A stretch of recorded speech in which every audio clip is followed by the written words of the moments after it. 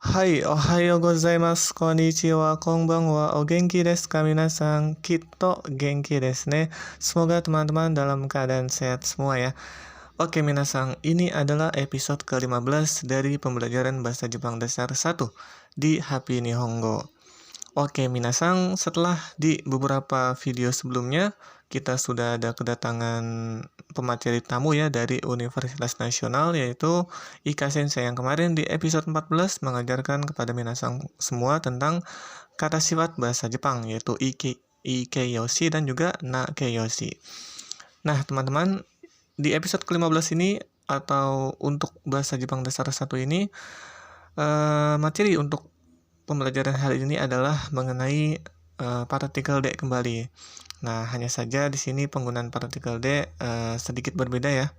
Kalau sebelumnya mungkin kita pernah belajar tentang partikel D untuk menunjukkan lokasi di mana terdapat aktivitas, kalau di materi ini adalah sebagai alat atau cara. Nah, nanti akan dijelaskan di slide-slide berikutnya. Kemudian juga kita akan belajar bagaimana menerjemahkan suatu kosakata bahasa Jepang ke dalam bahasa lain, seperti itu. Nanti kita juga pelajari pola kalimatnya, bagaimana menerjemahkan suatu kosakata lain ke dalam bahasa lain, seperti itu ya.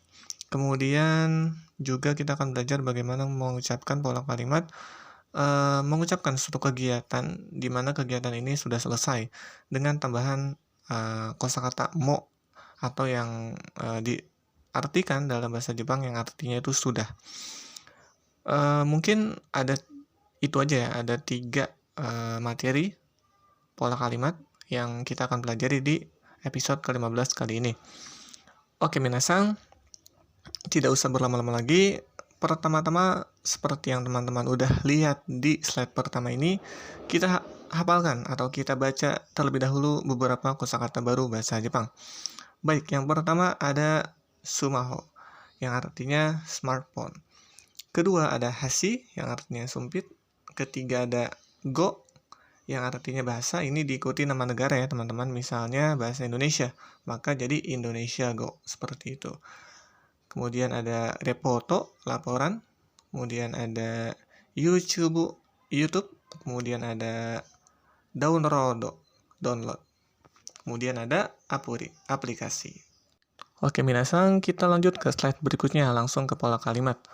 Pola kalimatnya adalah kata benda. Kata benda di sini maksudnya adalah alat atau cara yang digunakan. Partikel D untuk menunjukkan alat atau cara yang digunakan itu. Jadi kata benda D, kemudian diakhiri dengan kata kerjanya.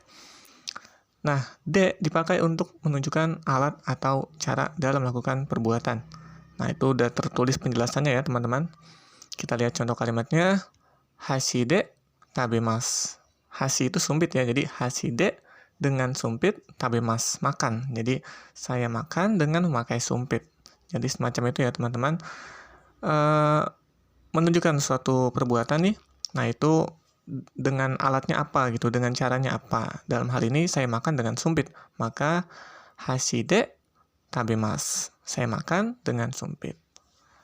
Alatnya ya, yang digunakan atau cara yang digunakan untuk makan, memakai sumpit.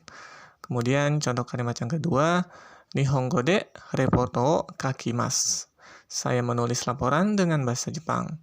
Nihongo de di bahasa Jepang atau dengan bahasa Jepang, reporto o kakimasu. Saya menulis laporan.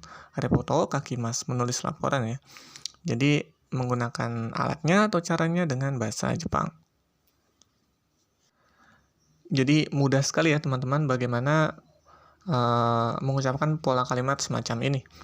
Jadi partikel D untuk menunjukkan alatnya atau caranya. Dalam hal ini di kalimat yang kedua, caranya atau alatnya menggunakan bahasa Jepang. Jadi Nihongo de reporto kakimasu. Saya menulis laporan dengan bahasa Jepang. Kalau saya menulis laporan dengan bahasa asing, tinggal diganti dengan bahasa Inggris, tinggal diganti Nihongonya. Jadi eigo. Eigo de reporto kakimasu. Begitupun dengan contoh yang nomor 1 ya, yang paling atas, yang hashi de tabemasu. Menggunakan alatnya atau caranya dengan sumpit. Jadi hashi de tabemasu. Saya makan dengan sumpit. Kalau misalkan dengan sendok, supung. Jadi supung de tabemasu. Saya makan dengan sendok. Jadi seperti Jadi seperti itu ya teman-teman. Oke minasang, ini masih ada contoh lagi nih tentang penggunaan partikel D sebagai alat atau cara ya, untuk menunjukkan alat atau cara yang digunakan dalam sebuah aktivitas. Kita lihat contoh kalimat lagi. Yang pertama, basude daigaku e ikimasu. Nah, jadi di sini artinya saya pergi ke kampus dengan bus. Jadi alat atau cara yang digunakan adalah dengan menaiki bus, yaitu basude. Di bus atau basude dengan bus seperti itu. Basude daigaku e ikimasu. Saya pergi ke universitas atau kampus dengan bus. Kemudian contoh keduanya, YouTube de Nihongo benkyou shimasu. Artinya saya belajar bahasa Jepang dengan YouTube. Jadi bahasa Jepangnya YouTube itu adalah YouTube. Jadi YouTube de di YouTube atau dengan YouTube Nihongo benkyou shimasu. Saya belajar bahasa Jepang. Jadi saya belajar bahasa Jepang dengan YouTube. De menunjukkan alat atau caranya yaitu dengan YouTube. YouTube de Nihongo benkyou shimasu. Saya belajar bahasa Jepang dengan YouTube. Jadi seperti itu ya teman-teman, bagaimana cara menggunakan partikel D sebagai alat atau cara, atau untuk menunjukkan alat atau cara dalam bahasa Jepang. Oke, minasang, di slide berikutnya kita langsung menuju ke pola kalimat bagaimana cara menerjemahkan suatu kosakata ke dalam bahasa lain dalam bahasa Jepang. Mari kita cek. Oke, minasang, ini adalah slide berikutnya. Pola kalimat bagaimana menerjemahkan kosakata ke dalam bahasa asing lain. Kita lihat contoh pola kalimatnya. Kata atau kalimat, partikel wa, kemudian nama negara ya, karena diikuti dengan go. Jadi untuk bahasa asing lain, misalnya bahasa Indonesia, maka Indonesia go. Kemudian de, nan desu ka, seperti itu ya pola kalimatnya. Jadi pertanyaan ini dipakai untuk menanyakan bagaimana mengatakan sebuah kata atau kalimat dalam bahasa lain. Contoh kalimatnya dalam bentuk pertanyaan ya. Misalnya, apakah bahasa Inggrisnya arigato? Jadi bahasa Jepangnya di atas yang warna kuning ya. Di contoh pertama, arigato wa eigo de nan desu ka? Jadi arigato wa arigato atau terima kasih ya dalam bahasa Jepang ini. Eigo de, eigo bahasa Inggris, eigo de di bahasa Inggris, nan desu ka? Apa di bahasa Inggris atau apa dengan bahasa Inggris? Atau terjemahan baiknya adalah apakah bahasa Inggrisnya arigato? Arigato wa eigo de nan desu ka? Apa bahasa Inggrisnya arigato? Seperti itu ya teman-teman. Contoh yang berikutnya kebalikannya ya, yaitu apakah bahasa Jepangnya thank you atau terima kasih ya, atau arigato. Thank you wa Nihongo de nan desu ka? Thank you.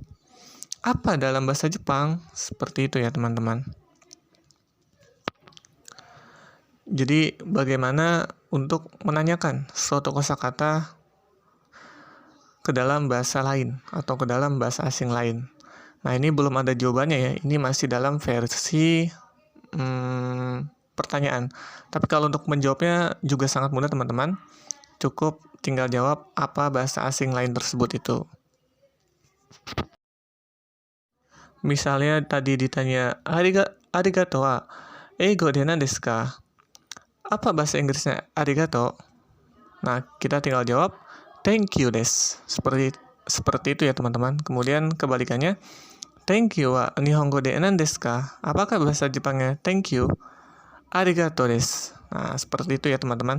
Jadi cukup mudah untuk menanyakan maupun menjawab pertanyaan semacam ini, yaitu menerjemahkan suatu kosakata ke dalam bahasa asing lain. Di slide berikutnya masih ada contoh pola kalimat semacam ini. Mari kita cek. Oke, ini dia minasang slide berikutnya.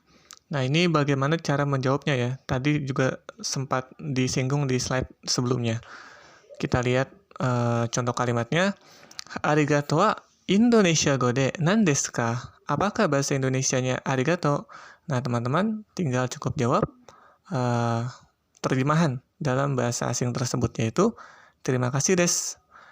Artinya itu adalah terima kasih, seperti itu. Jadi karena ini kan menanyakan tentang arigato dalam bahasa Indonesia itu apa. Jadi jawabannya adalah terima kasih des. Itu terima kasih atau itu adalah terima kasih.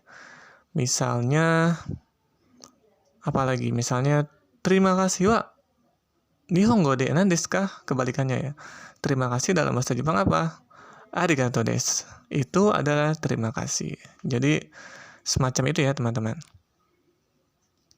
Oke, minasang, kita lanjut ke slide berikutnya.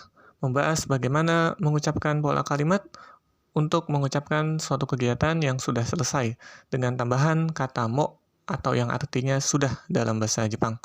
Jadi, mari kita cek. Oke, minasang, ini adalah slide berikutnya. Pola kalimatnya, mo kata kerja masta atau bentuk lampau ya. Karena kata mo ini harus wajib diikuti bentuk lampau. Karena untuk mengucapkan kalimat atau suatu pernyataan, tindakan yang sudah selesai dilakukan seperti itu. Jadi mo artinya sudah dan dipakai dengan kata kerja masta. Nah, kemudian di bawahnya mo kata kerja masta kah? Nah, ini bentuk kalimat tanya ya. Jadi cukup ditambahkan ka sesudah mastanya.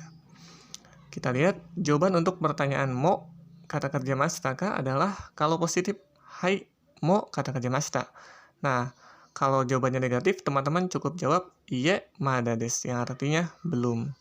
Jadi seperti itu ya teman-teman. Jadi mari kita cek slide berikutnya, yaitu beberapa contoh pola kalimat untuk menyatakan suatu tindakan yang sudah selesai dilakukan dalam bahasa Jepang. Mari kita cek.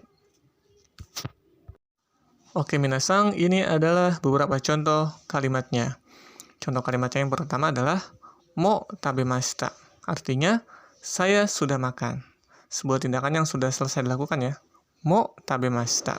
Saya sudah makan. Kemudian berikutnya, mo nomimashita. Saya sudah minum. Kemudian, mo benkyou shimashita. Saya sudah belajar. Kemudian, mo sakka shimashita. Saya sudah bermain sepak bola. Jadi sangat mudah sekali ya teman-teman.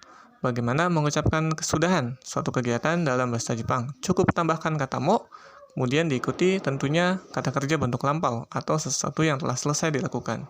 Itu kata kerja mashita atau akhiran mashita. Baik, minasang, di slide berikutnya kita akan melihat bagaimana contoh menanyakan pola kalimat semacam ini atau menanyakan suatu kegiatan sudah dilakukan selesai atau belum selesai.